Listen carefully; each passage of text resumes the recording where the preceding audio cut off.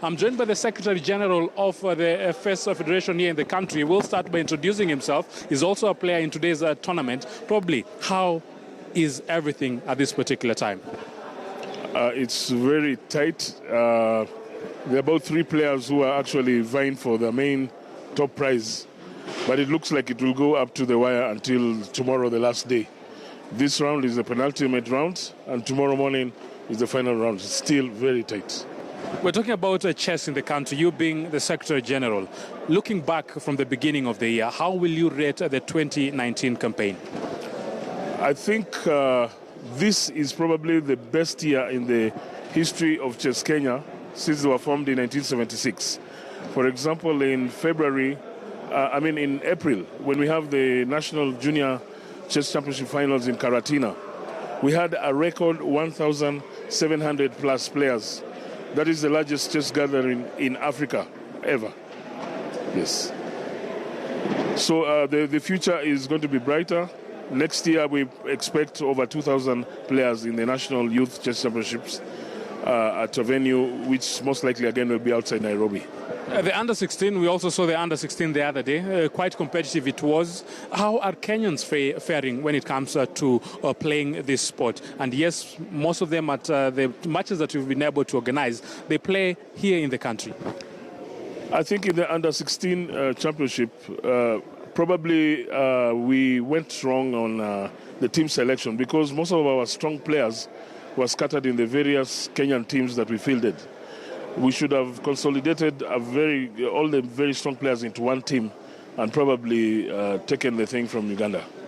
Yeah. Thinking about the future of chess and also thinking about the competitive nature of chess here in the country, what do you say or what do you feel is the right procedure maybe to nurture and also curb the young talent? Because quite a number of young talent, if nurtured properly, then they become the stars in the years to come. The future of chess is actually in the schools and the colleges.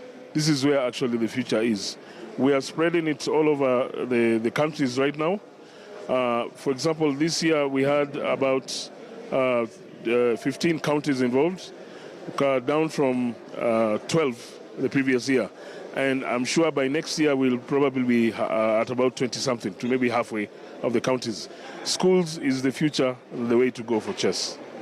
And finally, this tournament, we are saying that the winner of the open session will be going with car. There are also quite a number of incentives in different categories to be won. Probably what has transpired or inspired Chess Federation actually to make sure that there is something lucrative to be won during this kind of tournaments?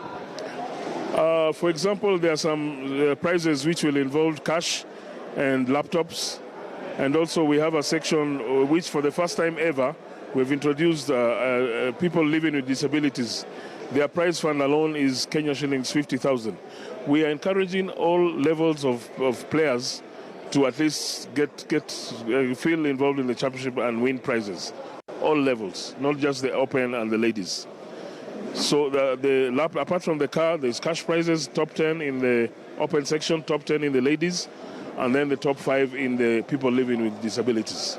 And finally, for you as a player and also a man in the management of this federation, how do you balance it? And maybe I hope you're enjoying your game and you're also getting some points in your game. Well, for me, I'm not playing for the car. I don't mind winning some cash, but my main issue is to recover my rating points because in the last 2 years I've gone below 1900. I need to recover my points and work back towards my old rating of 2,000 plus. That's my aim in the tournament. Otherwise, I'm not going for the car. Finally, thinking of the league that just concluded and KCB were the victors, and thinking about the different players that we have here in the country, do you think that Kenya is a formidable force when you talk about chess? We are actually, we're moving up. We're moving up, and in the next few years with our youth program, which is gone all over, it's becoming a role model in many African countries. We should be able to be approaching the likes of Egypt and the other North African countries, Nigeria, Zambia, and so on. Thank you very much, Bonasek Jen, and